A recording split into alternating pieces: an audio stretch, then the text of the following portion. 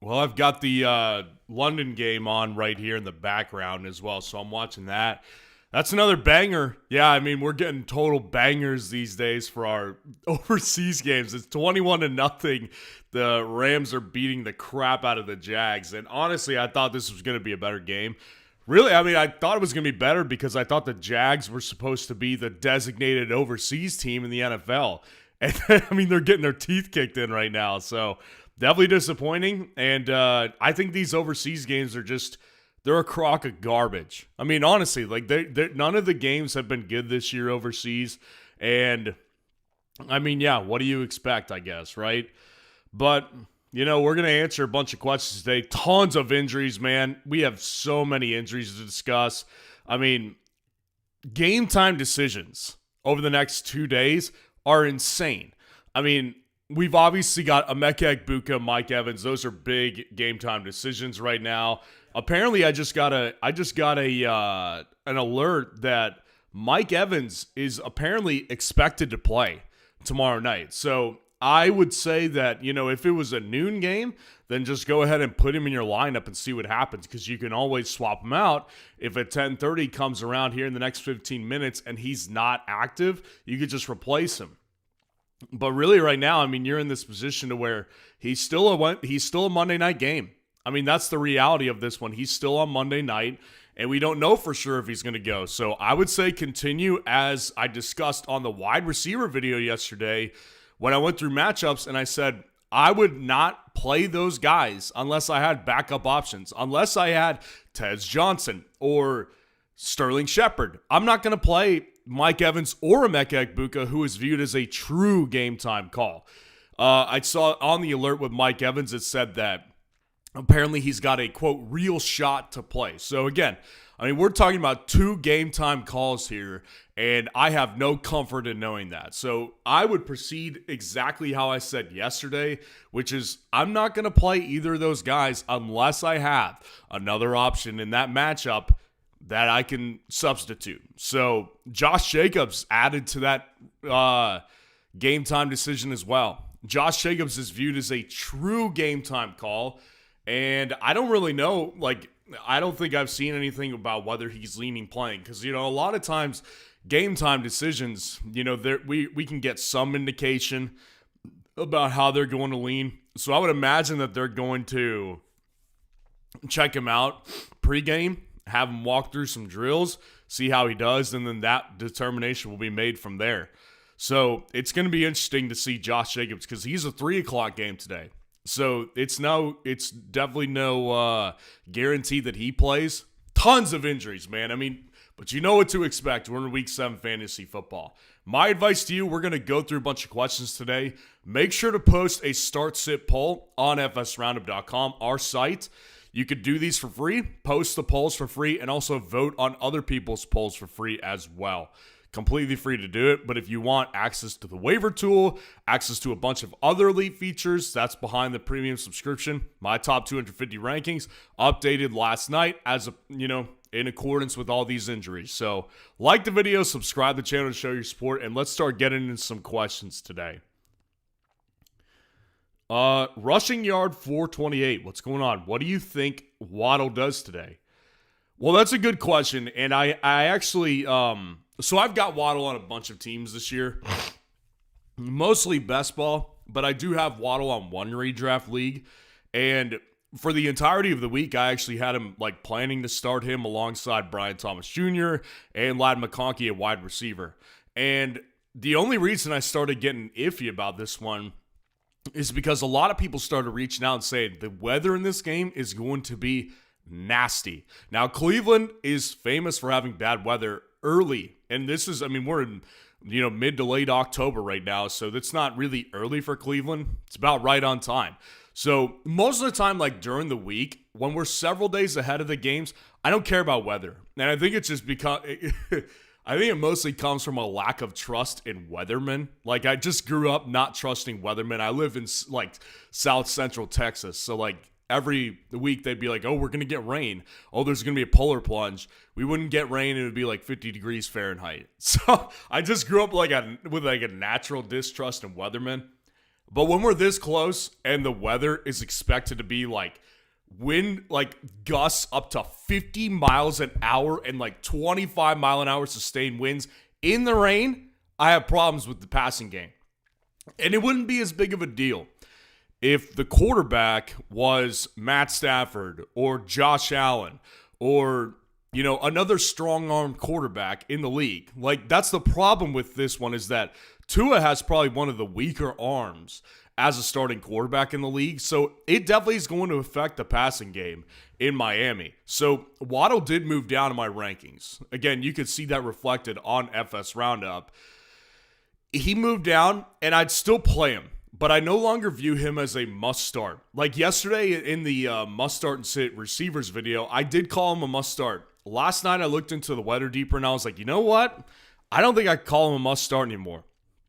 I ended up, and this may have been a big mistake because he's not doing anything, but I put in Travis Etienne as a flex over Jalen Waddle. So I went ahead and moved McCaffrey to my flex, put in Travis Etienne this morning on my lineup, and that may have been a mistake. But I can tell you this, like, I don't have much confidence in Waddle, even knowing right now that Travis Etienne has done basically next to nothing today.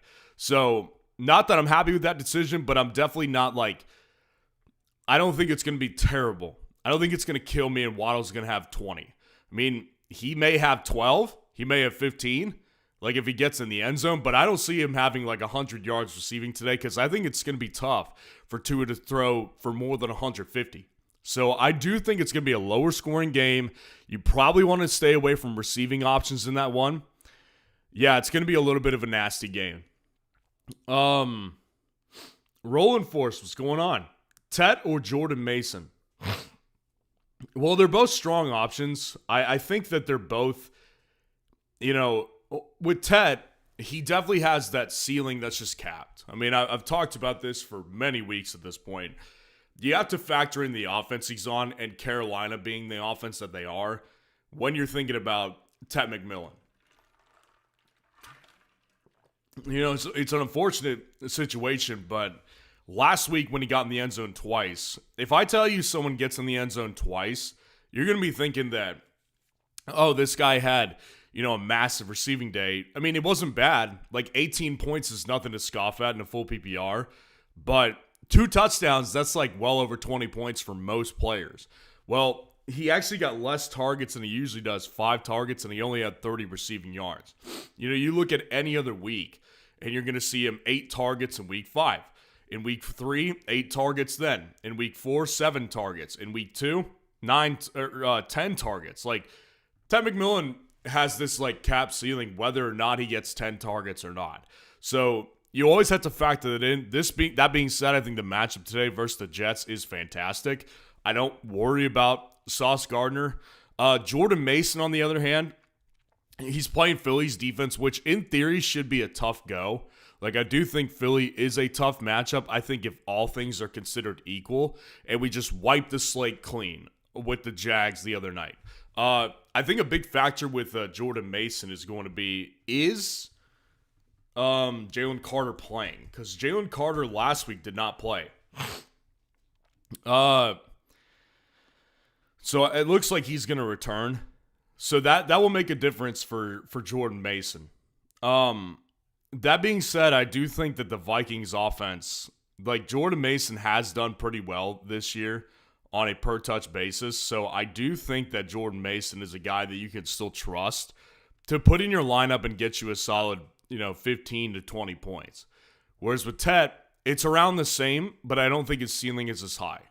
So I'm going to go Jordan Mason. I would say that they're really close to my rankings. This would be a good one to post as a poll on fsroundup.com and see what the rest of the community thinks. Because go with your gut for the most part. It's definitely close, but I will say this. I'll definitely go with Jordan Mason. But start a poll on FS Roundup to see what the community thinks. Nate, what's going on? Moses, what's going on? What's the latest on Josh Jacobs? Yeah, like I said, the latest on him is that he's a true game time. Like true game time decision. What is the injury? Let's look. I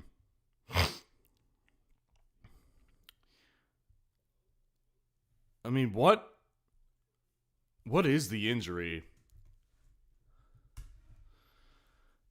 Let's go to the Packers official site and let's take a look. Illness slash calf. So maybe it's a flu type of situation and he's got a tight calf. I don't know. I kind of feel like he's gonna play. I just have a feeling like this could be one of those situations where it's like just give him some fluids and keep him from cramping up and he'll be good to go. I might be wrong in that assessment, but I just have a feeling he's gonna go. Definitely not ideal. I mean, this is a matchup that he should, in theory, be able to dominate. Like, he should be able to really have a good day against the Cardinals defense, and they should be up early. So if he plays, I definitely want everything to do with him. But, I mean, it makes it complicated. 3 o'clock window isn't the worst for game time decisions, but it's definitely not ideal. I'd much rather have, if I'm having a game time decision, I want that game at noon. You know what I mean? So I definitely... it's definitely not ideal, but I would definitely still try to do everything I could to have Josh Jacobs in the lineup. Considering the fact it's still today, still in one of the earlier slots, I would still try to have Josh Jacobs as a go if I could. Now, would I play the backup Emmanuel Wilson over, somebody like Quinshon Judkins today? No, I wouldn't do that. But would I play Emmanuel Wilson over Chuba Hubbard? I'd probably do that. Like, I'd probably be willing to roll that dice. So it's a situational thing with Josh Jacobs right now. But yeah, as of now, that's the update, is that he's a true game time call. Sup 5JX. What's going on? I already have some. Thank you. My wife just tried to give me some allergy medicine. Allergies down here in Central Texas pretty good right now. I have Ladd, QJ, and Vidal. Need to start 2 of the 3. Who are you picking?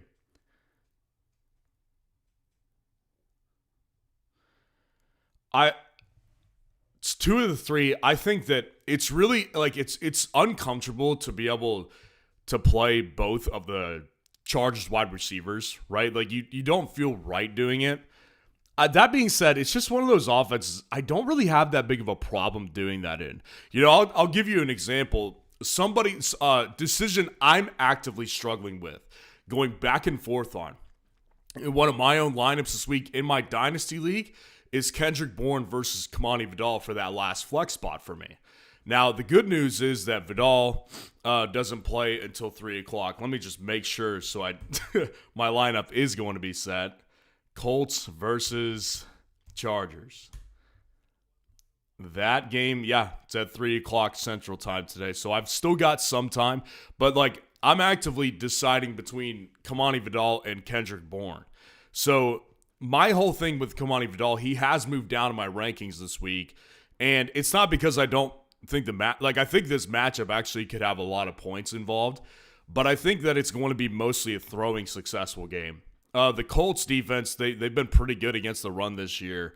And again, we just don't know enough about Kamani Vidal to know if they really view him as the true workhorse. Obviously, after last week, I would figure that they're going to make him the lead back by at least 70%. He'll take 70%, no worse, of the full workload today, assuming that he's able to get the job done.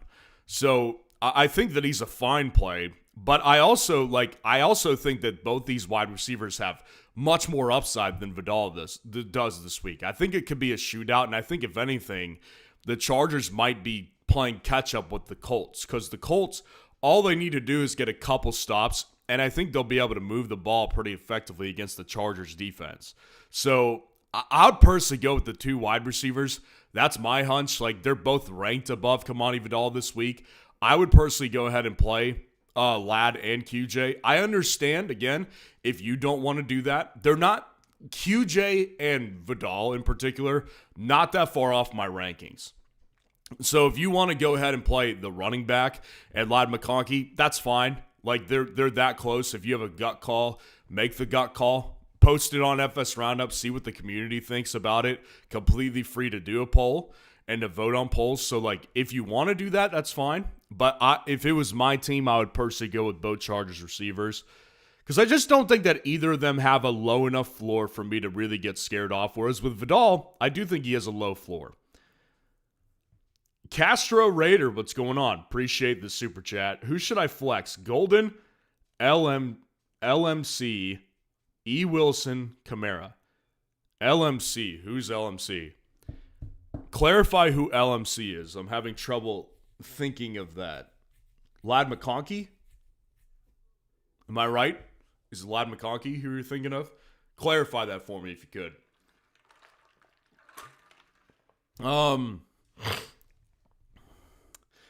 If it's Lad McConkey, I would definitely go with Lad. And the good thing is, if it is Lad McConkey, I'm assuming you don't have Josh Jacobs. That's why you're kind of wondering if Emmanuel Wilson's a solid option if Jacobs doesn't go. I would personally play Lad over Emmanuel Wilson. And listen, I think that with Kamara, I just want to prove a point with this one because I think some people, I haven't seen like true pushback necessarily, but I have seen people who are like depressed about the ranking of Kamara recently. And I understand like the depression aspect of it because it is depressing. Like Kamara in previous years has been like a really solid full PPR guy. And I think that Kamara is just in this position right now to where it's like, in previous years, he's gotten like 10 targets on a per game basis. 5 targets is actually not enough. And that's a lot for most running backs in fantasy. But just look at the efficiency, man. I mean, this guy on a weekly basis, he's averaging 3.8 yards per carry on the season. And even though he's got 26 total targets, like, it hasn't amounted to much fantasy upside. So, like, I just don't see tremendous amounts of upside with Alvin Kamara at this point in his career. Okay, so appreciate you clarifying. Luke McCaffrey. So Luke McCaffrey, I did say this, for those of you who didn't watch my must start and sit wide receivers video yesterday, I did say that my favorite receiver of the bunch today for the Commanders is Luke McCaffrey.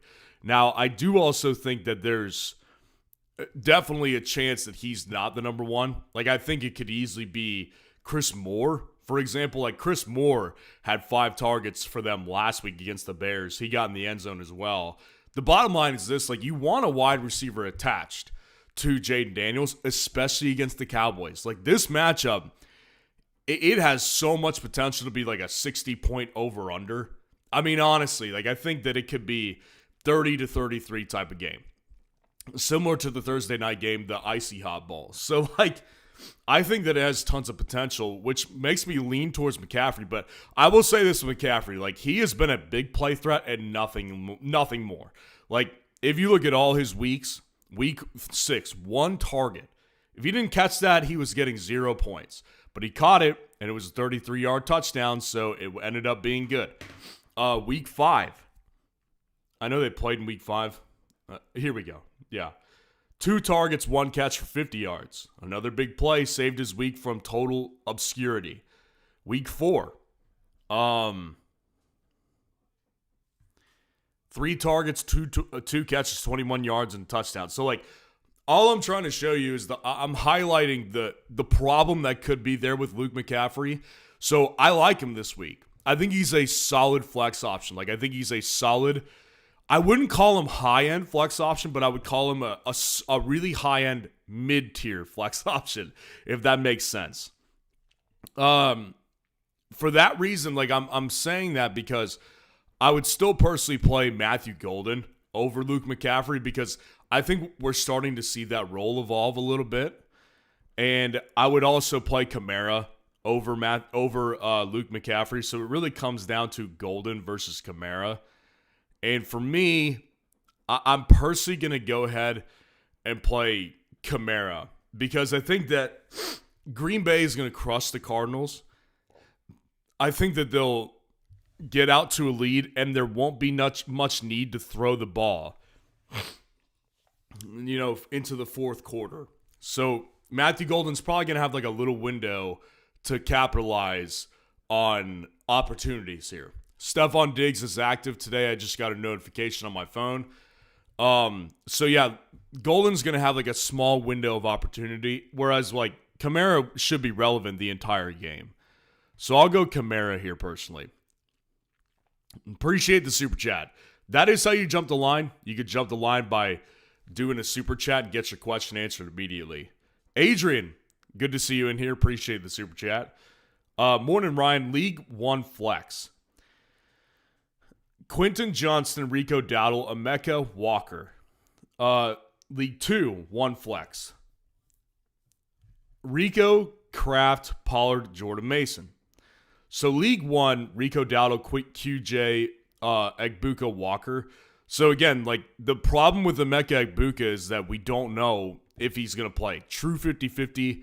Looks like he wants to play. I mean, he clearly does. He practiced this week, and they said that he has a real chance to play. Like, they wouldn't say that if they were leaning towards him not playing. But there is still an issue. Like, a lot of these, like, game time calls, what happens in these game time calls is they go out there during pregame warmups, and they, run a couple drills, see what their mobility's like, and a determination is made from there, like on the field before the game starts, of whether he's going to be active or inactive. So the fact that it's not a noon game today is so scary, because this guy could easily come out here and be in this position to where it's like, yeah, he comes out, he has full intention of playing, but then he runs through some drills, and then all of a sudden he can't go. So then if you banked on Emeka Egbuka, you've got no other option here with your options. All your options are playing on, you do have one option, I guess, with Kenneth Walker. That actually does change the game a little bit. I forgot Walker played on Monday night. 2 Monday night games. That's the one good thing about it, I guess, with the doubleheader on Monday night, which I hate. But it is better because you do have like another option later on that evening. So that might be worth it. I think QJ is a good play this week. I really do. He's coming back from an injury as well, so that has to be taken into account. In theory, if he were healthy, the matchup I do think has sneaky upside to be the highest scoring game of the week. Chargers and Colts, I think could have a lot of points, and I think Herbert's a good play. I think the receivers are a good play. So I like QJ quite a bit. Obviously, if Emeka Egbuka plays, like it should be a high scoring one as well, and one that I would want to play him over QJ in. I'll go ahead and sit Dowdle because I would play QJ over Dowdle. It comes down to what do I want to take the risk on Egbuka and play Walker if it doesn't work?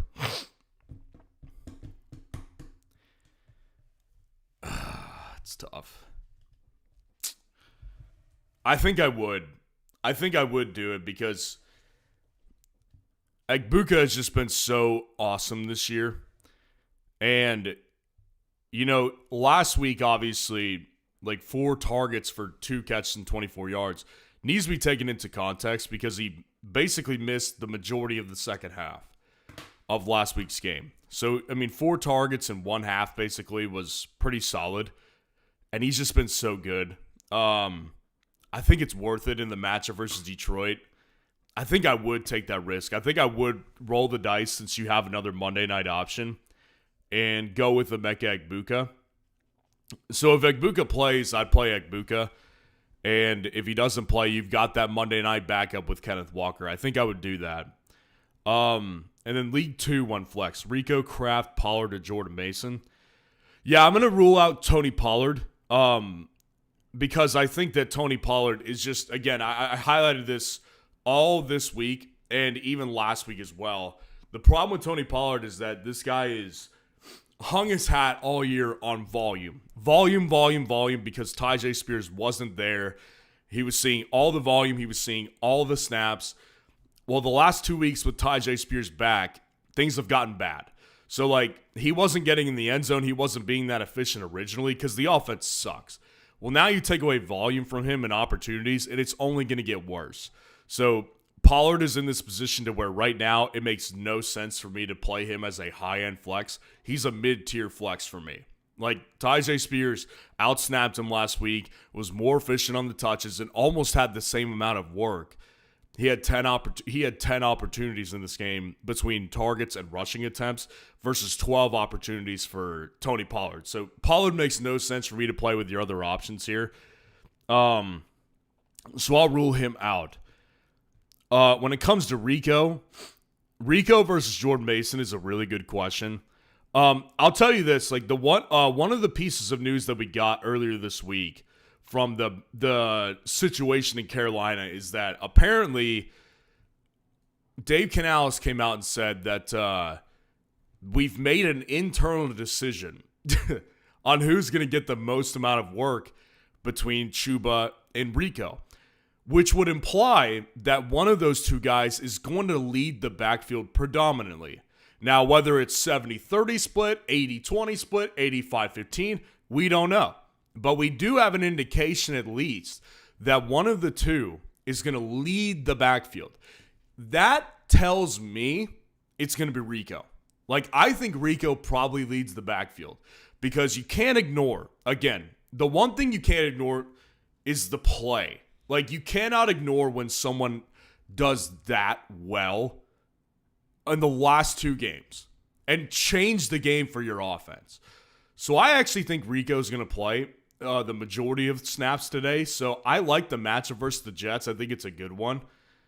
When it comes to Jordan Mason, the only problem that I have with playing Rico over Mason is we know with Jordan Mason, like, it's guaranteed. The volume is guaranteed in Minnesota. And if you look at my rankings for this week on FS Roundup, and Adrian, I know you're a premium subscriber over there, you would see that Jordan Mason is still, at this time, ranked ahead of Rico Dowdle.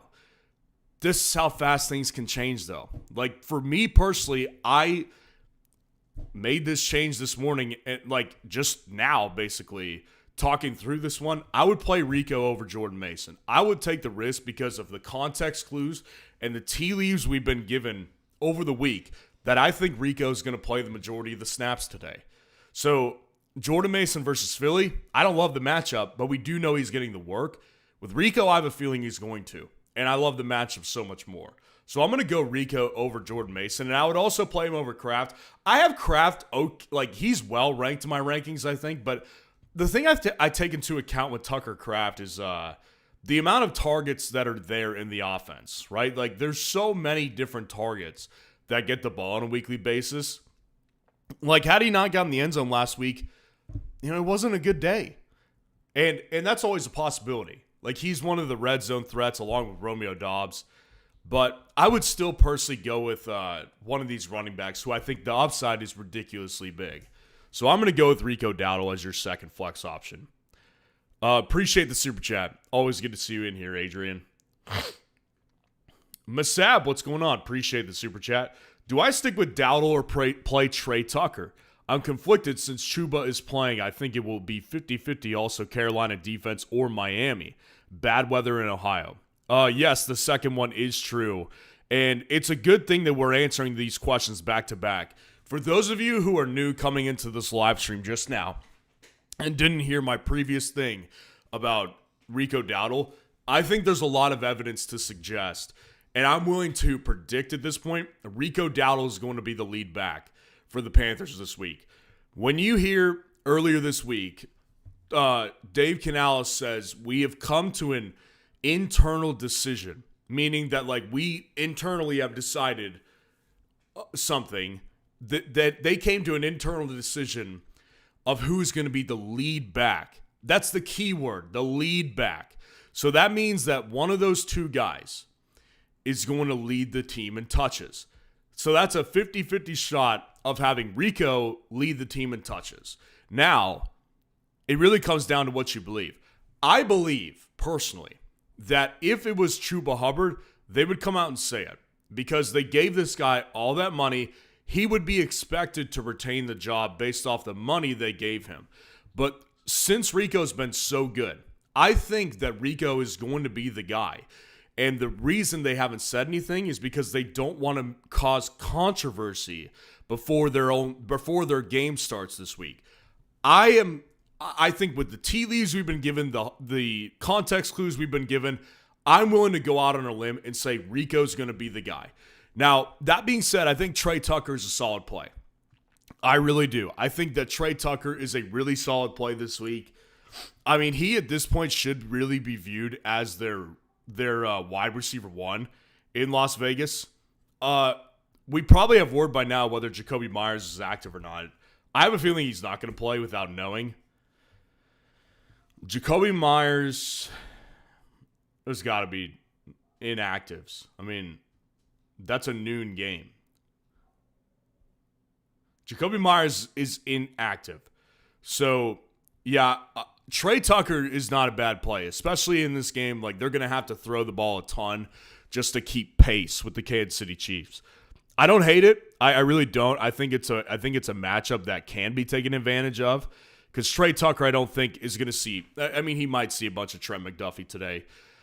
I'm just really trying to make the case for Trey Tucker because I'm going to go with Rico. Like, I'm trying to make Trey Tucker not sound like a bad flex because I don't think he is. Like, I think if you were debating between Chuba and Trey Tucker, I would probably go with Trey Tucker. But you're debating between Rico, who I think will lead the backfield, versus Trey Tucker. I'll stay on the heater with Rico Dowdle personally.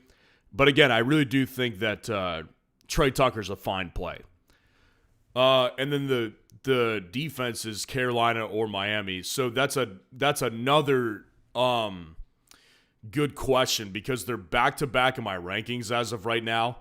I ended up moving Carolina's defense down, and I shifted the two London defenses up. Now, the Rams looks like it was a great call. The Jags, not so much. The Jags haven't done anything today. I'm watching this game in the background. It looks atrocious. But the point is that I didn't trust Panthers defense enough to be a top 5 defense. Like, I still don't like them inside my top 12 that much because they're not a good defense. They give up points. That being said, man, the Jets are just circling the drain. And I will tell you this, like, the one problem I have with Miami's defense, if Cleveland's defense was the option, I'd go with the Browns because the Browns are used to this weather. Number one, the Browns are a bad team, but they're not the worst bad team.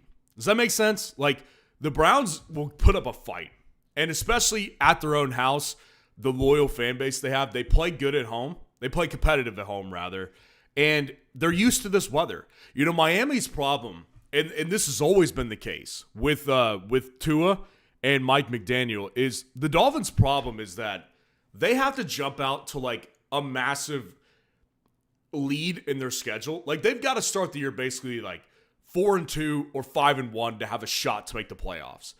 Because as the weather gets bad, the Dolphins are atrocious. They get worse and worse. And this is proven. All you have to do is like look at the Tua's schedule, or look at Tua's record from in the months of like November on. It's atrocious. Like, he is bad when the weather gets bad. So I don't like the Dolphins for that reason alone. And then you add on top of that the fact that they're circling the drain too. I mean, their coach could get fired any week now. I mean, we may wake up tomorrow. If they lose to the Browns today, I would not be shocked whatsoever if Mike McDaniel was gone. So, like, I think their team is quitting on him a little bit. They're not showing up to meetings. There's clearly internal issues here. I'll stick with the Panthers, man. I think that, again, if it was the Browns as the option, I would pick the Browns. Because I do like the Browns better than the Panthers defense already, and they know this type of weather. They're used to it. But since it's the Dolphins, they're on the road, they're circling the drain themselves, I'll stick with the Panthers defense because at least the Panthers have some life and hope. Appreciate the super chat. Ryaz, what's going on? Appreciate the super chat. Need one, non-PPR. Kendrick Bourne, Luke McCaffrey, or Matthew Golden. Also non-PPR, Scadaboo or Genty. Love the show. Well, appreciate you being in here. Non-PPR makes it a little bit tougher on Kendrick Bourne, I'll be honest, because he has done very well, but he has not gone in the end zone. Now, that being said, he's had 2 straight 100-yard performances through the air, so, like, it's not a bad thing to play Kendrick Bourne. But he hasn't really been much of a red zone threat.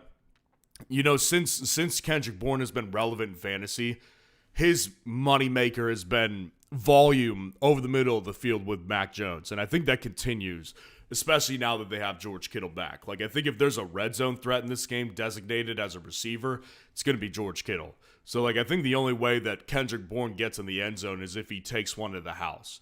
And I will say this, the Falcons defense, like, I don't love them. I don't love them as a team yet. I think they still have inconsistencies that make me uncomfortable, but they have been a pretty solid defense against the pass this year. So I don't love Kendrick Bourne in a non-PPR format. Full PPR, I'm on board with Kendrick Bourne. But a non-PPR, I struggle to get on board with that one. I would personally play Luke McCaffrey over Kendrick Bourne in a non-PPR because of the touchdown upside that I highlighted earlier in this live stream. And just in case you weren't here for when I was highlighting it earlier, you know, the thing with Luke McCaffrey is he has been operating off of very few targets, but it's working because he's getting in the end zone. Because Jaden Daniels is an elite quarterback already. Like, Jaden Daniels in this game against Dallas, he's going to put up points to somebody. And Luke McCaffrey is possibly the front runner, either him or Chris Moore. I would say Chris Moore is going to be more of the volume-dependent guy, whereas Luke McCaffrey is going to have downfield opportunities because he already has every game. I think I would much rather go with McCaffrey over Kendrick Bourne. And personally, like, I would personally go with McCaffrey over Matthew Golden in a non-PPR as well. Because, again, the thing with Golden, he's going to have, I think, a smaller window of production opportunity because I think they're going to be beating the Cardinals pretty well. So I don't think they're going to need to throw into the fourth quarter. So I think what it comes down to is if Matthew Golden gets in the end zone for the first time this year, and I'm just going to ride the hot hand with Luke McCaffrey in a non-PPR format. If this was full PPR, I would go with Bourne, but since it is non-PPR, I would personally go with Luke McCaffrey. And then Scadaboo or Genti in a non-PPR. I discussed this earlier in the week on my running back rankings video. I'm at the point where, like, the thing with Scadaboo is that he has been so good. Like, he has been so freaking good.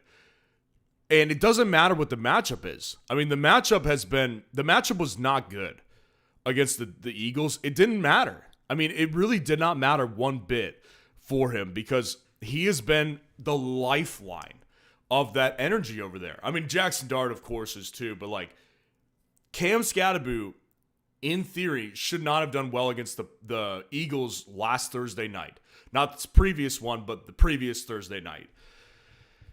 So I said it in the running back rankings, like, I'm kind of overlooking the matchup this week, which in theory the Giants should not do well in. But energy and momentum, I will say this. I think this is what separates me from a lot of fantasy creators is I take into account, like, unquantifiable stuff. Like, I think something that's really unquantifiable, but it matters a lot, is energy, confidence, and momentum.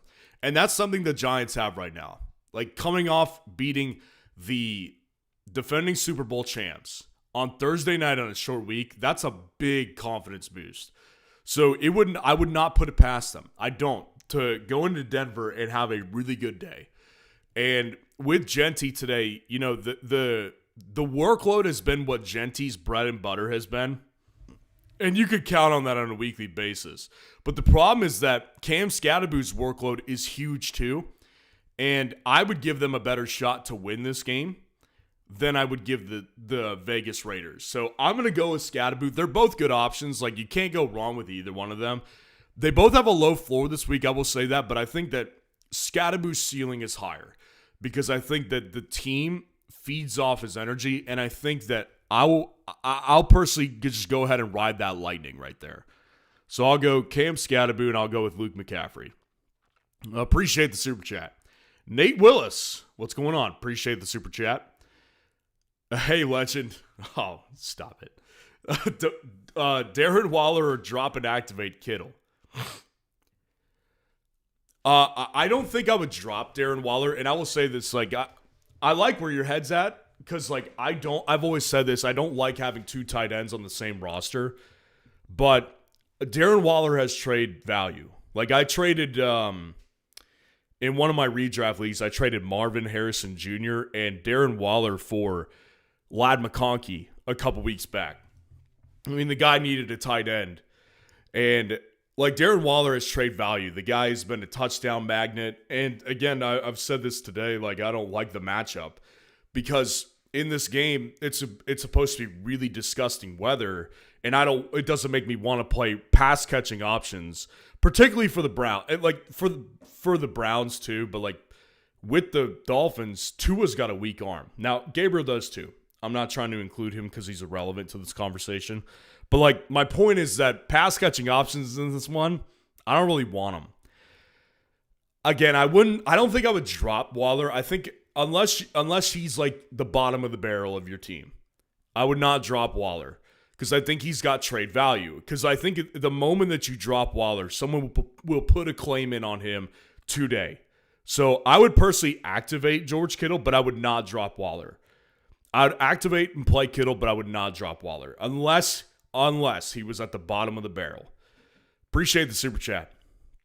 G Medina, good to see you in here. Appreciate the super chat. Full PPR. My running backs: Josh Jacobs, Javonte Williams, Swift, Dowdle, Marks, Emmanuel Wilson. Do I gamble with Jacobs and start Wilson if he's out? I usually go 3 running backs, running back 1, 2, and a flex. Yeah, I think so. I'll run through all of them. You're gonna play Javonte, and I would personally, yes, like your best option is Josh Jacobs or Javonte Williams. Like you definitely want those two guys. Now, having said that, your only other option later in the day or tomorrow is Woody Marks because I think Swift and the Bears are playing they're playing at noon today, I think. Bears, Saints. That's a noon game. So yeah, every one of these games is a noon game except for Woody Marks. So if you don't get Josh Jacobs, you're going to either have to play Emmanuel Wilson or Woody Marks. I will say this, like Emmanuel Wilson scares me for a couple of different reasons. Number one, I don't think that it's he's been that good. Like he's clearly not anywhere close to like one of the top handcuffs in the league.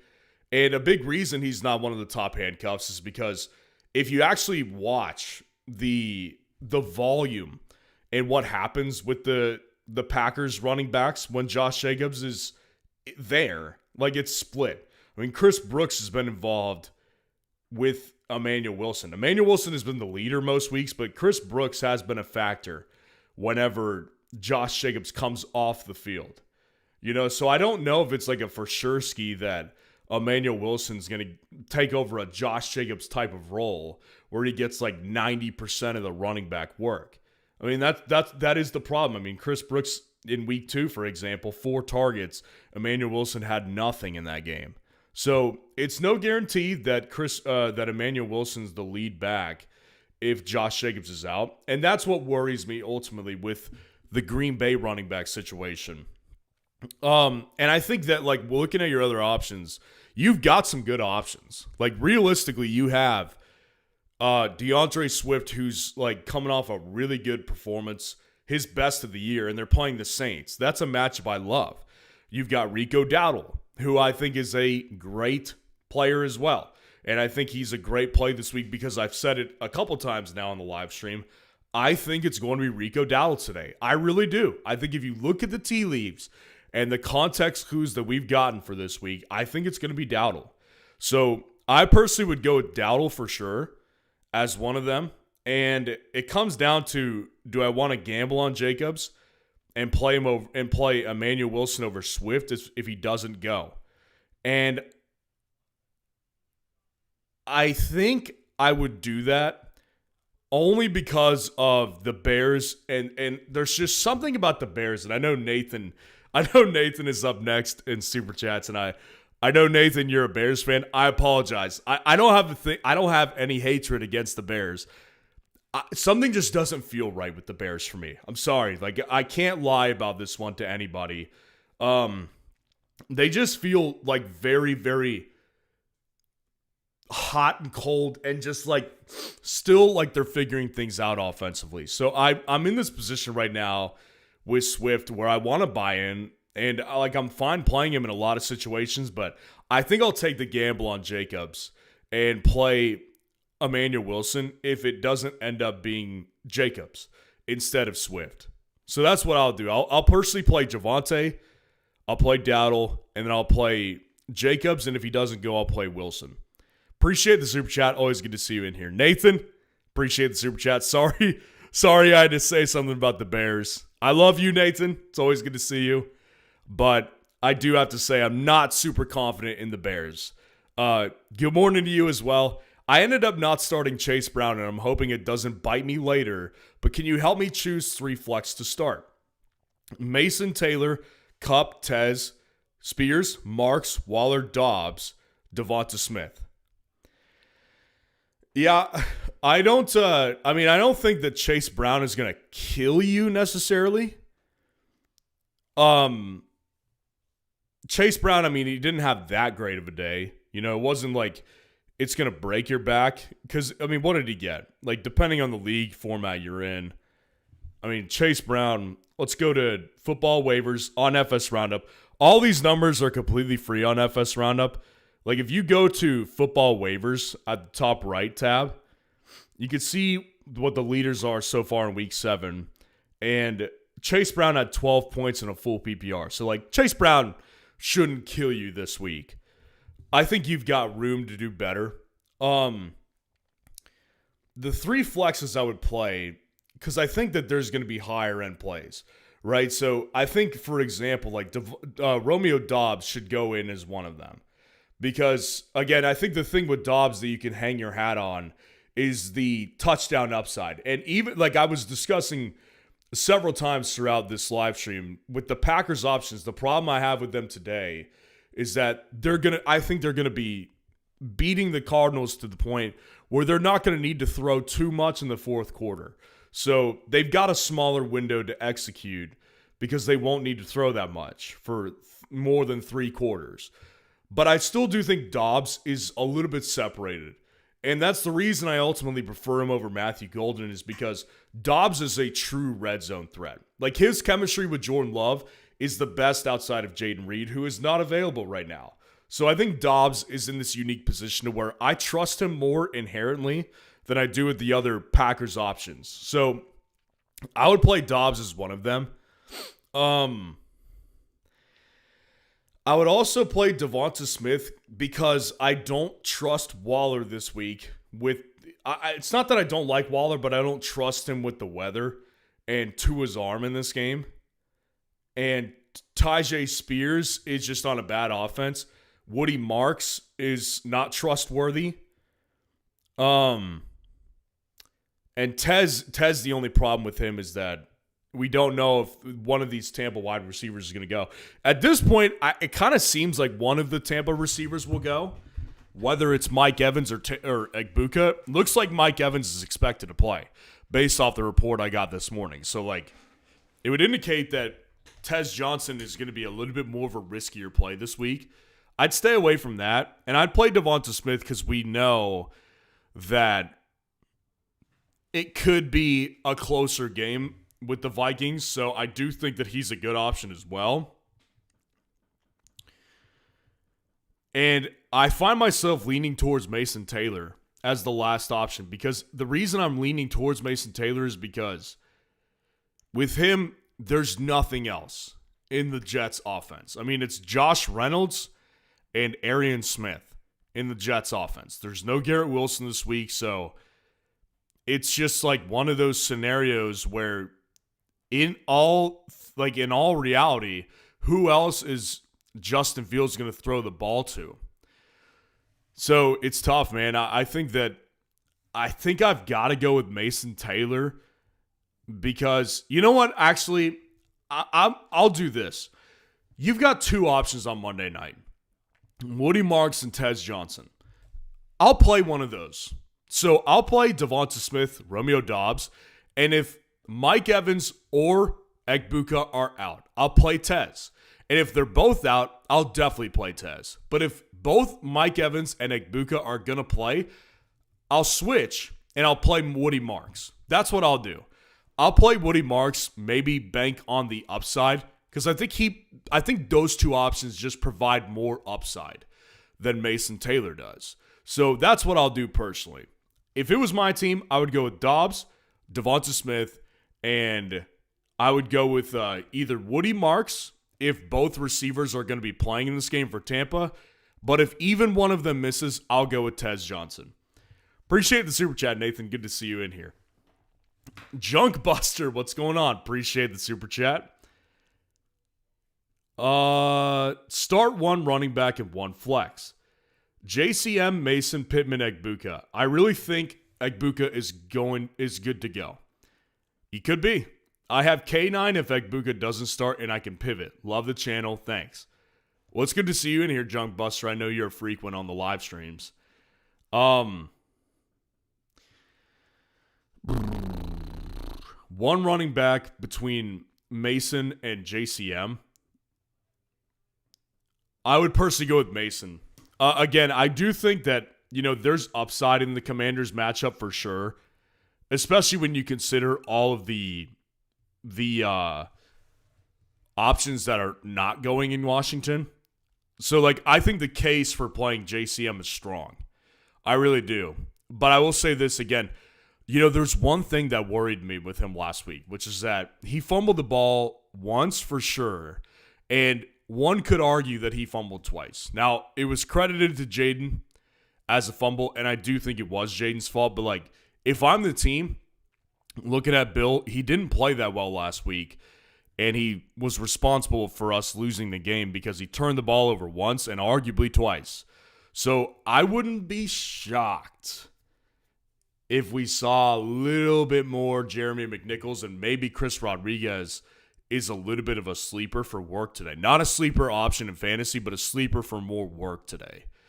So I've got a little bit of curiosity is the best word for Bill today. I'm really curious what his workload is going to look like because I do have some concerns about it.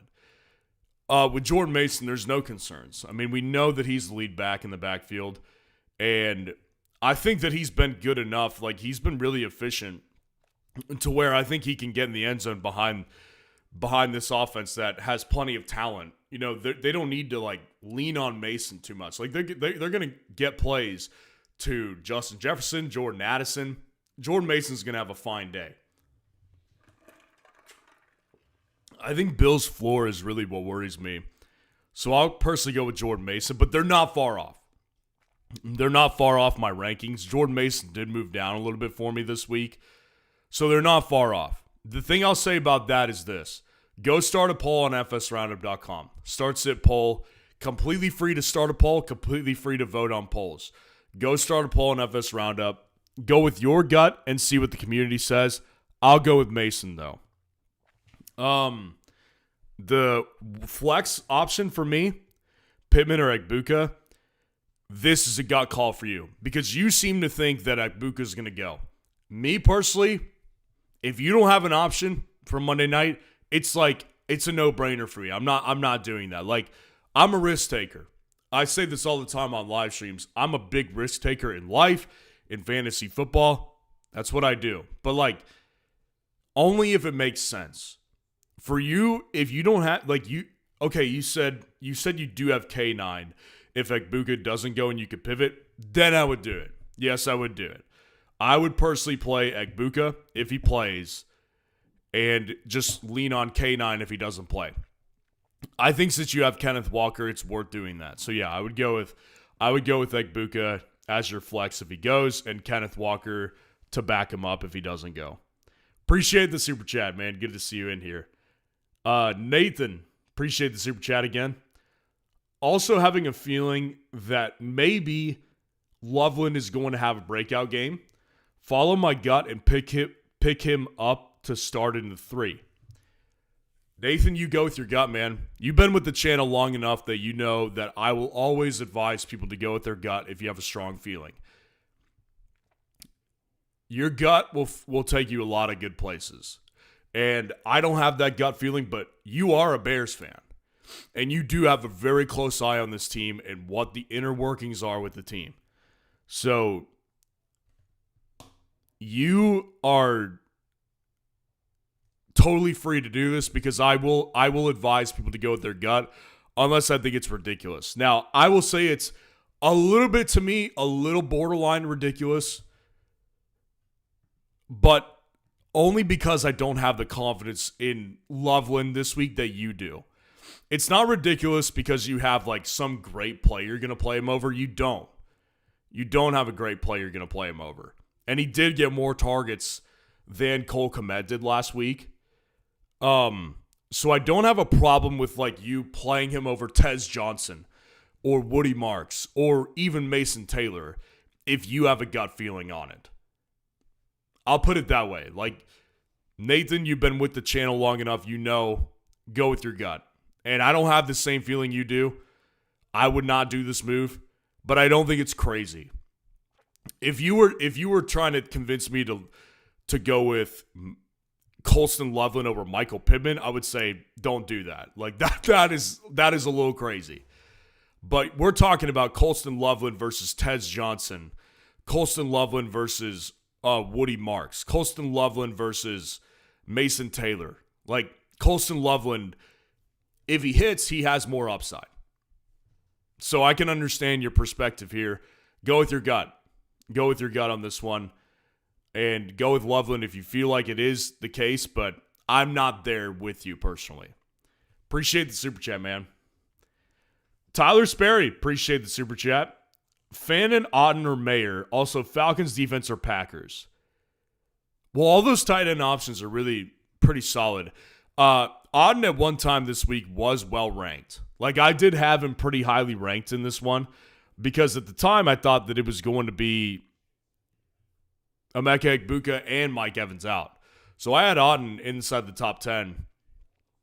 If even one of those guys plays, he's not a top 10 guy.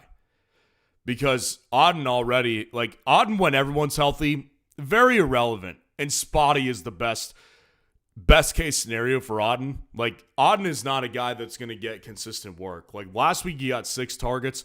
Well, that was because Evans was gone, Godwin was gone, and Egbuka missed the second half. So, like, if Egbuka or Mike, one of the two plays, Cade Otton is not a better option than Fannin, for example. And the only problem I have with Fannin is the fact that the weather sucks today. And it does. But I will say this. Tight ends are a little bit, I don't worry quite as much about the tight ends in bad weather games because a lot of times, especially the Browns, already do this. A lot of times, tight ends are getting close to the line of scrimmage targets. The fact that he doesn't have Njoku today, I like Fannin. I think he could get like 10 targets in this game. So I would play a Fannin over Otten, and it really comes down to Mayer versus Fannin because Mayer last week did well. But I did say this after the game, which is like if you look at the previous weeks, like what is Brock Bowers has missed at least 2. Maybe 3, and today will be his 4th. But he's missed at least 2 games so far. So let's just look at what Mayer has done. 7 targets last week. Again, good day in fantasy. Week 5, though. I don't know if I actually don't think Mayer played in this game. So that's a little unfair. Yeah, I guess it's a little unfair. We really haven't seen Mayer without Brock Bowers. So it's a little bit unfair for me to pin it all on Mayer as like being sometimes irrelevant. I think I'm still going to go with Fannin just because I think the vibes right now in Las Vegas are bad. Geno is arguably just as bad as Dylan Gabriel. I don't think there's that big of a quarterback upgrade in Vegas. I really don't. Like, if there is at all. And Fannin, again, like I think he's going to get a lot of work today. I really do. So I'll go with Fannin personally over Otten and Mayer. And then the Falcons defense of the Packers. I'll go with the Falcons for sure. You know, the Packers have just been so disappointing this year. I've seen the whole thing. And I'm so disappointed. Because the Packers, man, I thought they had a really good defense without Parsons. I thought Parsons was going to put them over the top. They've been a disappointment to the maximum level this year. I mean, they've had good matchups, and they've done nothing in them. Today, you know, the thing without without Kyler Murray last week, Cardinals put up almost 30 points. Like, I think it's really interesting to watch Cardinals fans. And I don't usually give love to many fantasy creators. A shout out to the fantasy footballers. I do like them. They're Cardinals fans, and like I do think it's funny when they talk about, they've said in the past before, like when Kyler's out, like it's amazing how much better this offense can be. And I think that's like actually a solid, funny point because it's true. Like the Cardinals do have a decent offense without him. I have said multiple times today, I think the Packers will win, and they'll win definitively. But I'm not taking the chance on the defense, man. They're not coming in with big plays. And that's the thing you have to do as a fantasy defense. Sacks, turnovers, forced fumbles. It's that simple. Or lower scoring games. So if they score 21 on the Packers today and they don't get any sacks or picks, it's not going to be a good day. So, yeah, personally for me, I'd go with the Falcons because at least they're playing an offense that's decimated right now. And that offensive line is atrocious. And the Falcons have been good in certain spots. So I'll go with the Falcons defense over the Packers, and I will personally go with Harold Fannin. Travis Hunter just scored a touchdown. We'll see if that holds up with the penalty. But if the penalty does not hold up, that could be Travis Hunter's first touchdown of the year. Before I answer the next super chat, I want to see how this goes. Illegal contact on the defense. Travis Hunter with his first touchdown of the year. Let's go. Anybody take a deep shot on Travis Hunter? Because I yesterday said don't play him. So hopefully someone took a deep shot. I had to play him in one of my dynasty leagues, so I feel good. Like the video, subscribe to the channel to show your support if you haven't done so already as well. Alias, appreciate the super chat. Penix versus Dart. Leaning Dart. Kraft versus Michael Mayer. Leaning Kraft. Also, if Jacobs doesn't play, my options at the time is RJ Harvey or Ertz. Or I could just play Travion right now. I'm going to answer the last one because I think it's so easy. I'm not playing Travion. I'm not doing it. I don't think that the upside is really there. I think Ramondre Stevenson actually is a pretty solid play today. Like if you just look at the workload that has been there for Ramondre, he's still leading the team in carries. And I think that this matchup, in particular against the Titans, they're going to run down their throat. So I get it, like, in one way. In theory, it should work. For Travion Henderson, if it ever works this year, it should work today. I get the theory, but I'm not going to go with Travion when I have Josh Jacobs' upside if he plays. And I honestly think that Zach Ertz, the other reason I'm comfortable doing this, I think Ertz has tons of upside. Like, I think Ertz got a lot of crap a couple weeks ago. And I think it was unfounded, man. Like, without Jaden, the couple of games that they missed Jaden, Ertz was not great. Because Marcus Mariota is not Jaden Daniels. Like, nobody was ever debating that, right? So then the game that Jaden comes back for, he gets 1 target and 0 catches, and people were like, oh, it's over. It was never over. This guy loves to target Zach Ertz. Ertz in this matchup versus the Cowboys, a lot of upside. I'm actually playing Ertz in the same dynasty league that I played Travis Hunter. Super deep league. We've got like 12 to 15 bench spots. I don't even remember. In other words, the waiver wire is limited. So I'm playing Ertz along with Travis Hunter in that same league. And I'm fine with playing Ertz. Like, I think Ertz is a really solid play this week. So I would personally go ahead and just play Ertz if Jacobs doesn't play. And then Penix versus Dart, I'm with you. I'm also leaning Dart as well. And the reason is because, I think a lot of people are in this position right now to where it's like, can I actually start Jackson Dart? I'm okay with it. The Eagles last week, 23.5 points. Week 5, 19.6. And that was a game where they only put up 14 points offensively. And he also threw 2 picks. The rushing upside on this guy is pretty good. And I think that gives him a really safe floor. And then against the Chargers in his first game, 19.8. So, his floor right now has been 19 points. Penix can become a disaster at any given moment. And I've said this a bunch this week. The problem I have with Penix and that offense is I still don't trust them. I don't trust their play caller. I don't trust Penix as a quarterback yet. There's just a lot of things that could go wrong here, I think, against the 49ers defense, even without Fred Warner, who is the heart and soul of that defense and the team. But, I mean, they played horrifically against the freaking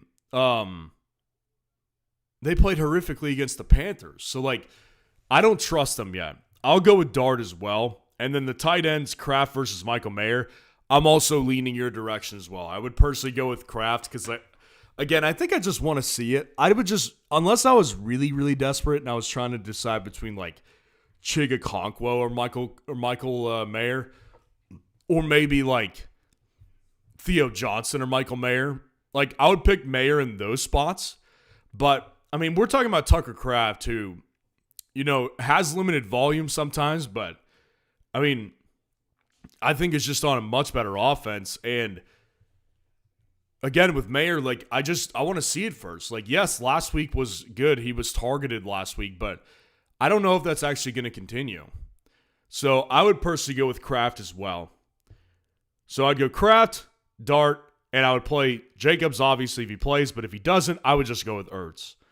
Appreciate the super chat, man. Good to see you in here, Alias. Isaiah Gadsden, appreciate the super chat. Good to see you in here as well.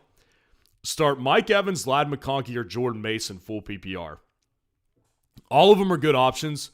Again, it's not worth it to me unless you have a Monday night option to play Mike Evans. It doesn't make any sense to me to do that. So, given the fact that you, like, and the other thing is you've got two solid Sunday options. Like, Jordan Mason is himself a solid option.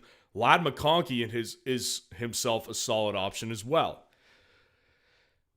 Now, if you go to fsroundup.com and you have a premium subscription, you could see my rankings. And as of now, you would see that Jordan Mason is ranked over Ladd. But I will go with Ladd over Mason while acknowledging how close it is. They're very close. And you could start a start-sit poll on FS Roundup for free, Jordan Mason versus Ladd McConkey, and I'd be curious to see what the results are. I think that Ladd McConkey is a very high upside play today, along with the other Chargers receivers. I think they all have tremendous upside, because I think the thing about the games this weekend is there's two really high upside games for fantasy purposes. The Cowboys and the Commanders, and the Lions versus the Tampa Bay Bucks. Those are like the consensus two big games this week. I think a really big sleeper game for the most points of the weekend is Colts and Chargers. I think this one could be very high scoring. So I'm all in on this game. Like, I think that this game could be very high scoring. I think, like, even though the Chargers defense isn't good and the Colts defense is, I think that Justin Herbert, not playing great in fantasy, but I think it could be a good day for all of them. I really do. Like, I think the quarterback and the receiving options could be really good today. I'll go with Ladd. Like I said, if you had Mike Evans and, I don't know, like Sterling Shepard, or if you had Mike Evans and Kenneth Walker, it may be different, but because Mike, I would play, if I knew Mike was playing, I would play Mike for sure. But game time calls made on Monday nights, not something you want to fuck around with. Pardon my French. That one slipped out. This is a family show. I apologize for that one. Not something you want to mess around with, man. Unless you've got other options. So I'll go with Ladd McConkey in this one. Appreciate the super chat. NWM712. Appreciate the super chat. What's up, my friend? It's Nicodemus. Oh, Nicodemus. What's going on, man? Good to see you in here. Full PPR, Hurts or Herbert for quarterback. And Barkley, Judkins, Dowdle, and Rashad White. So I've said this a couple times on this live stream alone, I think that Herbert is a really sneaky option this week. That being said, like I do see plenty of upside with Herbert today. You know, the one thing that I've pointed out over and over and over again with Hurts is that the floor on this guy is so high, and it's much higher than Herbert's, right? I think it's a good 6 points higher than Justin Herbert's, and that could make a huge difference, man. Because if you look at Hurts, even last week, as bad as he played, one pick in that game, well, he still had 21 points in fantasy football because he has the tush push on his side, and they're a red zone type of team. Like, that's what they are. The Eagles are a big-time goal line team. The only bad game that he's had this year, I think, was in week 3. Yeah, week 2. Week 2 when he got 11.5 fantasy points against the Chiefs. And that was only because he threw for 100 passing yards. So, like, against the Vikings this week, I don't see it being... I mean, I could see a world where it's tough because the Vikings do have a really good defense. But I really do think that he's got a safe floor. That being said, the matchup upside in this Chargers game, again, I don't think people are appreciating it entirely. I think the upside in this game could be the highest scoring game of the week. And I think that Herbert has had struggles for sure. And I think really the ceiling has been the problem. But again, the floor I definitely think is lower than Hurts. Like outside of 1 week with Hurts, it's been really consistent right around like 18 to 25 points. With Herbert, it's been spotty and it's been all over the place. I'll take the upside this week though. All 3 wide receivers back. It's a matchup where I think they're going to have to score points to keep up. I'm going to go with Herbert over Hurts this week. And then Barkley, Judkins, Dowdle, or Rachaad White. 2 running backs and a flex. I'll play Judkins in that weather game for sure. And I'll play Rico Dowdle as well. And it comes down to Rachaad White and Saquon, which I think it's crazy to think. I'm sorry. I'll personally go with Saquon over Dowdle. I will. It comes down to Dowdle versus Rachaad White. I'll play Saquon because the one thing I'll hold on to is Saquon. As bad as it's been bad. Like, everybody understands how bad it's been. The one thing that I'll hold on to with Saquon is that the guy still has massive boom, like home run potential. He does. And I will say this as well. Saquon Barkley is a guy that I think is in position to, if you looked at last week, how he played the Giants, he looked really good when they gave him the ball. Then they stopped giving him the ball, and it was like, what just happened? Like, why did you stop giving this guy work? This week against the Vikings, I think that they'll maybe figure some things out, but I'm going to go with Saquon. And then it comes down to Dowdle or White. And again, Rico Dowdle moved up in the rankings. The question is he over Rachaad White, who we know is going to lead the backfield and we know is in a high upside matchup on a high upside offense. And it's hard to go against Rico Dowdle because he is such a hot hand right now. But the fact of the matter remains that the Panthers are still an offense that's hard to trust. It's very hard to trust the Panthers offense. And even against the Jets, like, they could come out and lay an egg today. And Rico Dowdle, even if he leads the backfield on a 70-30 split, like if he gets 15 carries compared to Chuba Hubbard at 5, for example, right? Even if that's the case, if they lay an egg today, he could have a rough day. Whereas I think with Rachaad White, one thing's for certain with Rachaad White, like, he's not as good of a runner as Rico Dowdle is, but being on the offense that he's on, it makes such a big difference because Tampa versus Detroit is going to be fireworks tomorrow night. That's going to be a fireworks type of game. And I would just rather take the shot on the higher upside offense. So yes, Rico Dowdle did move up this week, but he did not move up past Rachaad White. I'll go with Rachaad White. I'll go with Saquon Barkley. And I will also go with Quinshaw Judkins. And my quarterback will be Justin Herbert. Appreciate the super chat. Good to see you in here, man. Alias, appreciate the super chat. Secondly, Dart or Penix want to trade one away. Just don't know what I could get for one of them. Go Raiders. Got $20 on them against the coworker. Wow. What's the payout, man? I mean, is it like 4-1? I mean, I hope it's high because I hate to say it. You're clearly a Raiders fan, and I love you, Alias. You're here all the time, but I can't lie to anybody. I think the Raiders are going to get smoked today. So I hope the returns are freaking huge against the coworker, and I hope for your sake you win. I'm rooting for you this week. Go Raiders, go Raiders. I'm all on board. I don't think that I think that if you're wanting to trade one, the only logical solution is to trade Dart. He's the only one with real trade value. Like Penix is a guy on waivers in a lot of leagues. Like Davante Adams, hat trick today. Hopefully y'all played him. Just scored his third touchdown, putting the Rams up 34-7 before the extra point. Davante Adams was a great play the whole way. Now he has a hat trick. The guy's going to be dominant this week in fantasy. Yeah, I think the only guy that has real upside on the trade market is Dart.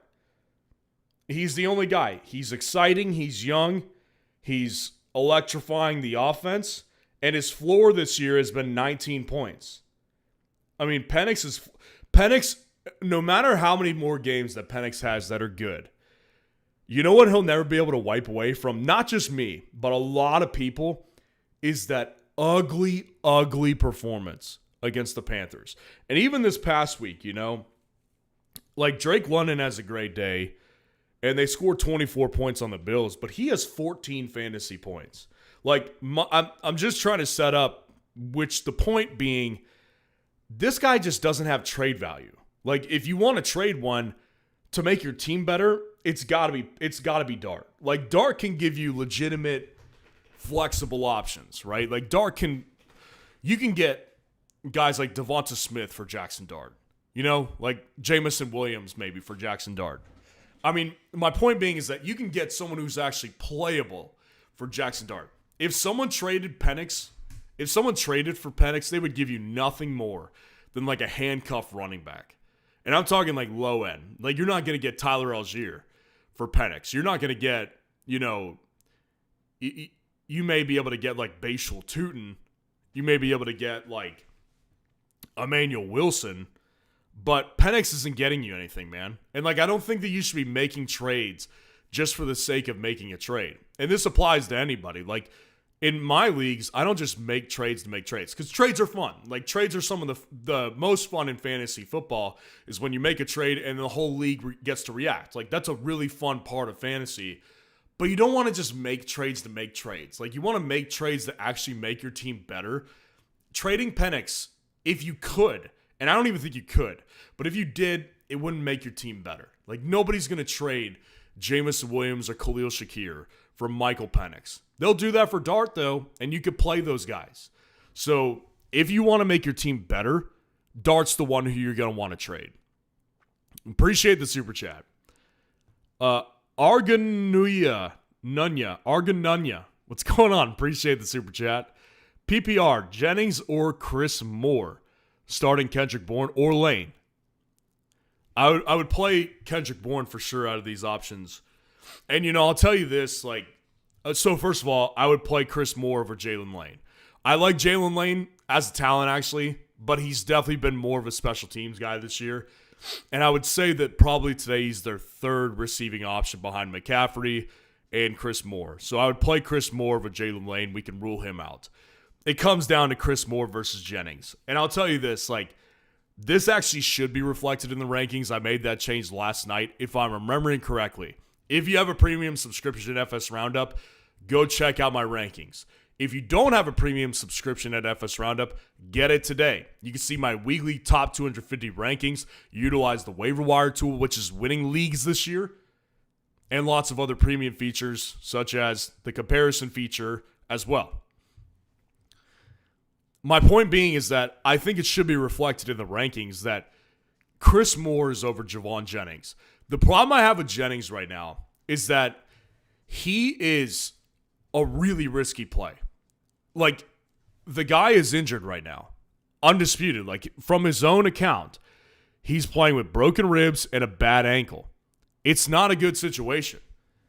So, like, I don't realistically think that that Jennings is like an automatic, like, top end flex. Man, Trevor Lawrence just got hammered.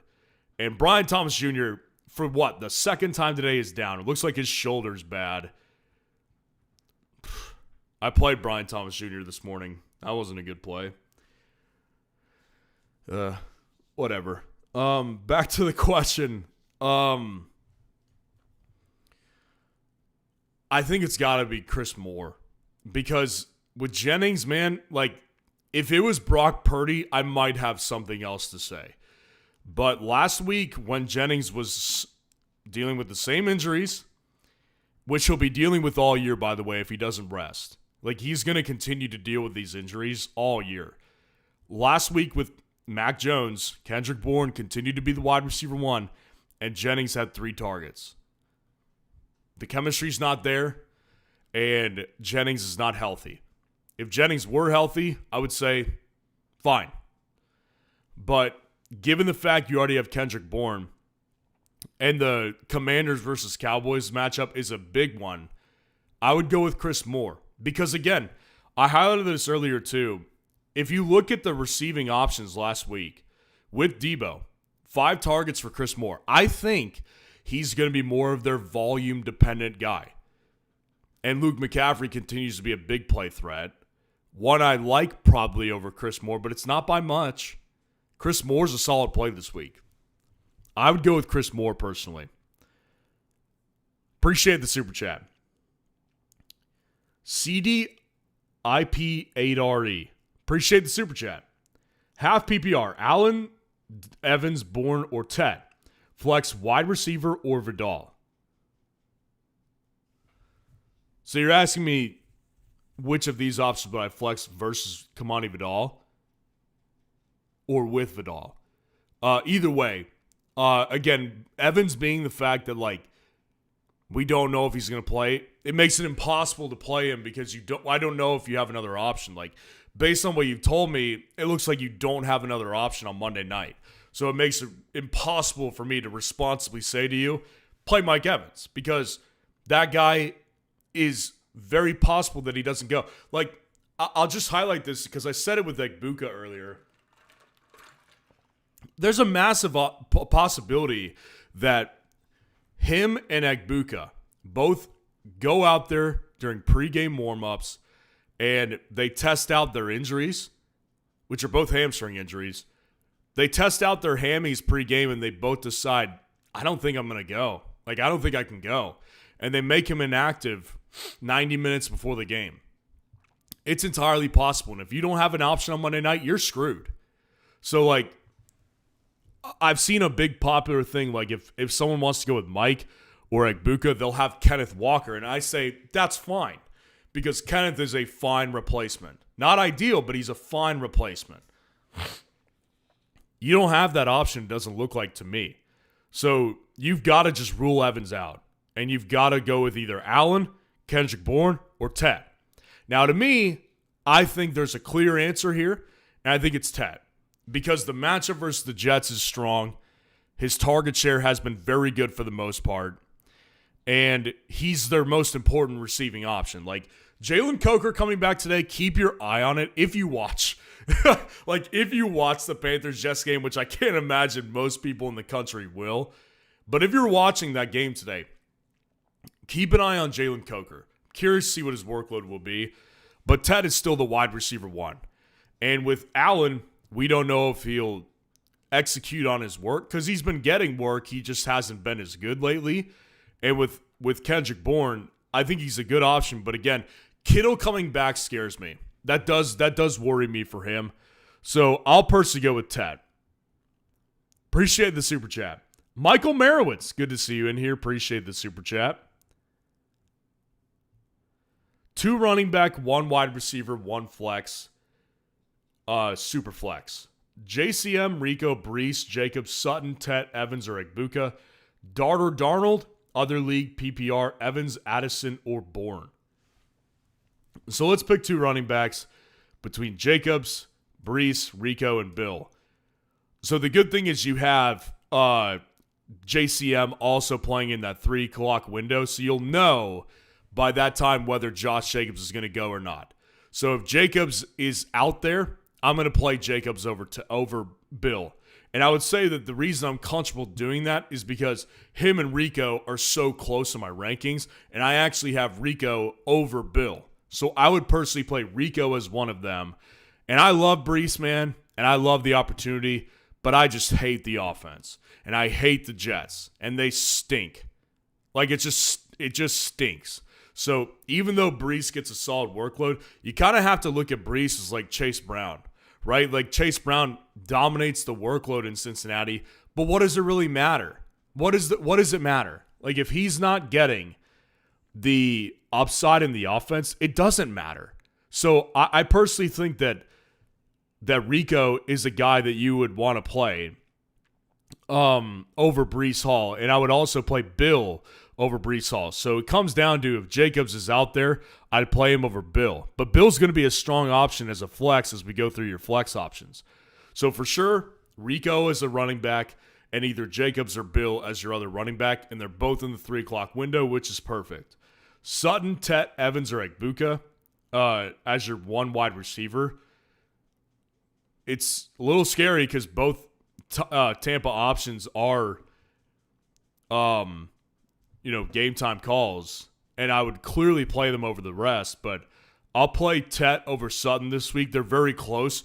That's a gut call. Like, they're very close to my rankings to where I would say go with your gut if you think Sutton's a good play today, and I've seen a lot of people say Sutton's going to be a good play, and I'm wrong. And I will tell you this. Anytime there's a consensus formed, anytime there's any oh, God, just bit my tongue. God, I hate that. Anytime there's a consensus formed against me, you guys are usually right. Like, think about Jamar Chase weeks ago when I ranked him as my wide receiver 20. I was so wrong on that, and the consensus was, you're an idiot for putting him here. And I was wrong, and you guys were right. So I will say, I've seen a lot of people saying Courtland Sutton is a good play. I'm worried about Sutton this week. I'm worried about the Denver offense as a whole. So if you have a gut feeling that Sutton's a better play, go with that. I'll go with Tet, though. And again, the Tampa options are just too scary because if neither of them go, you're screwed. Now, the likelihood that one of them goes, I would say, is decent. But I find it like giving you guys advice is like, I can't just like irresponsibly tell you guys to play certain guys when there's like legitimate game time calls on a Monday night. Like, if it was 3 o'clock today, I would say, yeah, try to gamble on one of them because you've got other options, man. But you don't have that option on Monday night. You're screwed if you don't play those guys.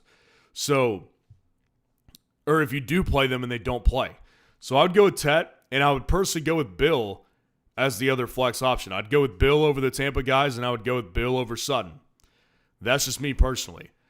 They're all very close, like in my rankings. So again, this is a really good one to post as a poll on FS Roundup. Particularly the poll I would post if I was you on FS Roundup would be Bill versus Sutton, because I think that one's really, really close.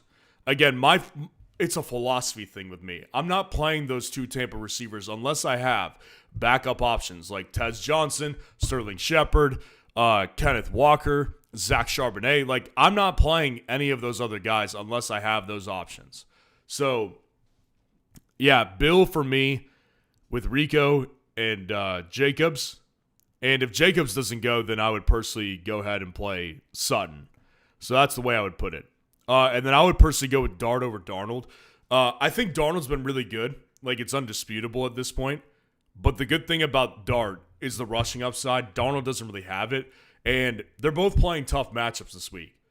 Like, Darnold has the Texans on Monday night. It's in Seattle, which is good. But Dart has the Broncos. So, like, I'll go with the rushing upside with Jackson Dart. And then your other league, PPR, Evans, Addison, or Bourne. Same thing applies. I don't want to go with Evans, given that you have no other option. Like, I think a lot of you guys who are not familiar with me, and I know you are, Michael. This is not directed at you. People who are in here who aren't familiar with me are finding out my philosophy in fantasy football. Yes, I am a risk taker, but they have to be good calculated risks. I'm not going to tell anybody in here to play a Monday night guy who is a true game time call unless I have like legitimate backup options. And most people don't have that. So I'm just not going to do it unless I have a backup option and you don't. And the other options are good. I'd go with Bourne over Addison. They're relatively close. I do have Bourne well ranked this week. Even with the return of Kittle, I do think the Mac Jones thing is going to continue to do well for him. So I would go with Bourne, especially in a full PPR league. Appreciate the super chat. Okay, we've got a little more than 10 minutes, so I'm going to go a little bit faster. Make sure to like the video, subscribe to the channel as well to show your support, and sign up for FS Roundup today. Get a premium subscription, see my weekly top 250 rankings, always up to date, especially later in the week. Utilize the waiver wire tool, utilize the comparison feature, tons of other options, man. It's a great time to join fsroundup.com. Win your league this year. Adrian, appreciate the super chat. Quarterback Bo Nix or Jordan Love? Thank you and good luck to you. You as well. Yeah, Bo Nix and Love is a decision I make on a weekly basis. I think I've talked to you about this, Adrian. I actually have Jordan Love and Bo Nix in a dynasty league together. So I make this decision weekly, and usually it comes down to matchup. This week, I think they both have solid matchups. I'm going with Love, though. And the reason I'm going with Love is because I think he looks better than Bo Nix does this year. And I will say, Love has not been perfect this year. He hasn't been. He's had plenty of down games. But I just think that Bo, watching him, he just looks so... He just looks so off. I don't know how else to put it. Yes, again, I will acknowledge that Love does look off as well. But Bo, he just has weeks where it's like, dude, what are you doing? Love can throw the ball down the field as well. Much better than Bo. So I'm going to go with Jordan Love personally in this matchup versus the Cardinals. Appreciate the super chat. Dino Pasalic, what's going on? Appreciate the super chat. Good to see you in here. Trade question. Mason and Fannin for A.J. Brown. I have Ferguson. My running backs are CMC, Bucky, Woody, Charbonnet, and Mason. My wide receivers are Lamb, London, T-Mac, Wandale, and Coker. So you've got, I would say, more depth at the wide receiver position than you do with running back. So trading Jordan Mason doesn't make a bunch of sense, especially with a guy that wouldn't, if it was my team, A.J. Brown wouldn't see my lineup a lot of times just because of Lamb, London, and T-Mac alone. And that's not factoring in when Bucky is healthy. And I'd play Mason over A.J. Brown. If this was my team, he'd be buried on the depth chart. It doesn't make sense to me. You've got, realistically right now, you've got two starting running backs and then a couple guys that are flexible. And when Bucky gets back, in theory, you're going to have a lot of good options. You have a stacked team. That's the thing is you have a stacked team, Dino. So there's no need to make a trade that doesn't make sense. This trade doesn't make sense. For your team in particular, you will be losing a valuable long-term depth piece. And I think that's the question a lot of people have. And I've discussed this over this week particularly. Jordan Mason is a legitimate long season flex option. Not just flex, running back too. This guy will be relevant when Aaron Jones gets back because he was relevant with Aaron Jones. He was out touching Aaron Jones when he was there. So he's not going away. And I think that's a lot of people's concern with Mason is that what happens, right? Is it a sell high opportunity? No, it's not. You continue to hold him. Marketplace uncertainty, which is what we're seeing with Mason, actually breeds uncertainty and a lower value. Drives down the value. You don't sell a player like that. It doesn't make sense to trade that package for A.J. Brown, who obviously, like you have Ferguson too. You're stacked, man. Like, make a trade. If you want to make a trade that benefits your team. Like, if you want to make a trade, I would personally go ahead and grab, like, Bucky Irving and, you know, a Harold Fannin and try to get a massive upgrade at running back. You know, try to get somebody like James Cook, you know, Josh Jacobs, someone in that range. I mean, Jahmyr Gibbs.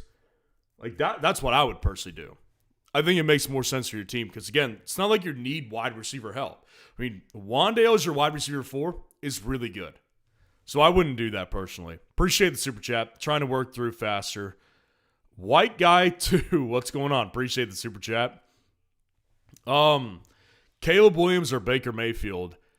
I go Baker. The matchup upside is electric against the Detroit Lions tonight or tomorrow night. Even if he doesn't have one of them, if he has one of them back, he's going to be great. And even if he doesn't, he's still going to be really good. Now, I'll say Caleb's been really good in fantasy. And I like Caleb this week against the Saints.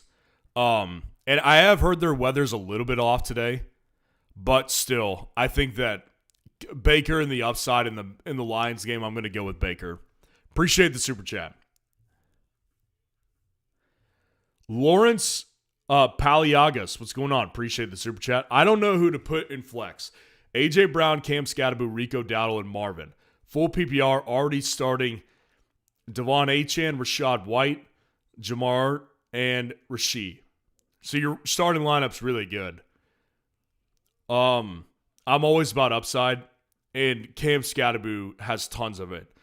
And Rico does too. A.J. Brown and Marvin, I'll rule them out. Like, they're just don't provide enough upside for me or nearly a good enough floor. I'll go with Cam Scatterbo over Rico because God, I keep biting my freaking tongue. That's the worst.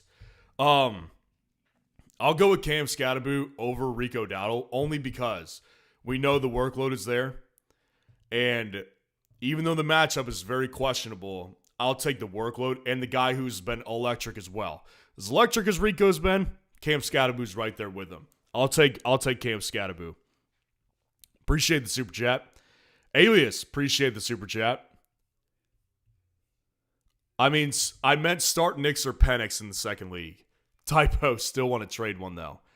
Oh, okay, I see. Yeah, I would personally go with Nix. I'd go with Bo Nix for sure. Bo Nix is just a better option. I've been ragging on Bo Nix today, and not just today. I've been ragging on Bo Nix for a while. Bo Nix, realistically, like outside of week 6, he's a better option than Penix. He's got a better matchup, I think, and his ceiling is higher. Like, that's the one thing I'll say about Bo is relatively similar floor, but I think his ceiling is just higher. So I'll go with Bo. Appreciate the super chat. Alexis Bolanos, appreciate the super chat. Chiefs or Broncos? I will go with the Chiefs. I like the Broncos defense. Obviously, they're great. I'll leave it as a gut call to you, Alexis, because clearly the Broncos are a better defense, especially for fantasy football. But I will also say that the Chiefs matchup, I think, is better. Like, the one thing I'm holding on to, and this may be a bad call, but this is a gut call of my own. I think the Giants and Broncos could get very interesting today. That's a game I'm going to be watching very closely. Like, I'm going to be watching that, and I'm going to be watching the Commanders and the Cowboys at the same time. Like, the Giants and Broncos, I've got a feeling could be very interesting. And the Giants could get more points than people expect. So I'll go with the Chiefs because I don't think there's much of a chance for the Raiders today. Sorry, Alias. Appreciate the super chat. Jonathan Santiago, appreciate the super chat. Going against Adams, start Diggs or J-Mo? J-Mo, either way. J-Mo, I'm always an upside guy, and obviously you're in a hole since Devontae Adams had a freaking hat trick today. So you're in a hole. I'll personally go with Jameson Williams either way. Offers more upside in this matchup versus Tampa tomorrow. Could be a fireworks show, so I'm going to definitely especially in your situation, chasing points, I'll go with Jameson Williams. Appreciate the super chat. IO, appreciate the super chat. Monty, Mason, Rico, or Emmanuel if Jacobs is out. Well, Emmanuel Wilson and Monty are definitely in that position to where it makes sense. I would play Emmanuel Wilson over Monty if Jacobs is out. Mason or Rico, they're both much better options. And again, I've answered this a bunch today. Rico versus Jordan Mason. I'll go with Rico, but they're very close. Good poll to post. It might be a little late to post a poll on fsroundup.com. But point being, you could post start-sit polls every week for free on FS Roundup and vote on them.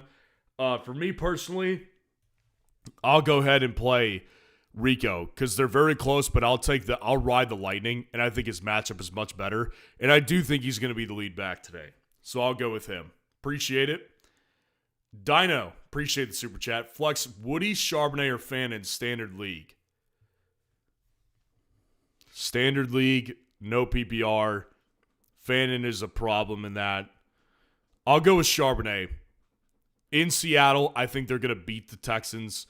I think they'll have a lot of rushing opportunities, and his workload is more guaranteed than Woody Marks's. I think that in a standard league, you're already trying to get the better touchdown upside. So, yeah, I'll personally go with Charbonnet. Appreciate the super chat. All right, we've got like a couple more minutes, so I'll try to speed race through a bunch of questions I'm seeing. Josh Jacobs, a lot of questions about him. We don't know yet if he's going or not. He's a game time decision, so make sure you've got other options if you plan on playing Jacobs today. Maynor versus Boutte, I would personally go with Boutte. Dart or Darnold, I would go with Dart. May or Herbert, I would personally go with Drake May. Mason Taylor or Hunter Henry, I would personally go with Mason Taylor. Trying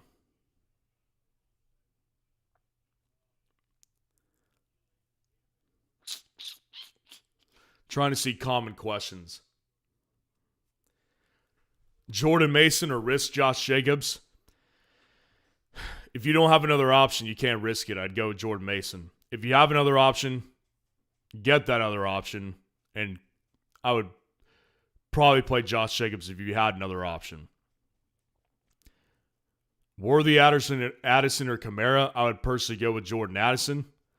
Sutton or Mike Evans, got to go with Sutton. We know he's going to play. Justin Fields or Mac Jones, that's a tough one. I'll go with Mac Jones. No Garrett Wilson's going to affect him. Kamara or Jordan Mason, I would personally go with Jordan Mason. Kraft or Mason Taylor, I'll go with Tucker Kraft.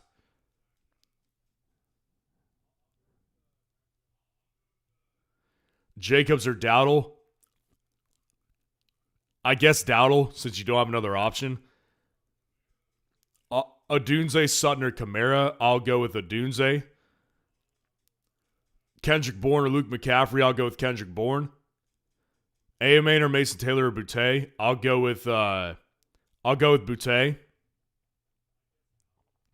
Javonte or Judkins, I would go with Javonte. Mike Evans, Kendrick Bourne, Devonta Smith, I'd go with Kendrick Bourne. So we're right here at noon. Appreciate y'all being in here. Like the video, subscribe to the channel to show your support. To support me and the channel and what we're doing, sign up for FS Roundup today. You can do a free sign up, vote on start sit polls weekly, get the weekly numbers, all that's free. And you can also get the premium subscription to really support me, get access to my top 250 rankings on a weekly basis, the waiver wire tool, comparison features, tons of other elite features on the site. Love you guys. Let's enjoy some football today. I'll see you tomorrow. Peace.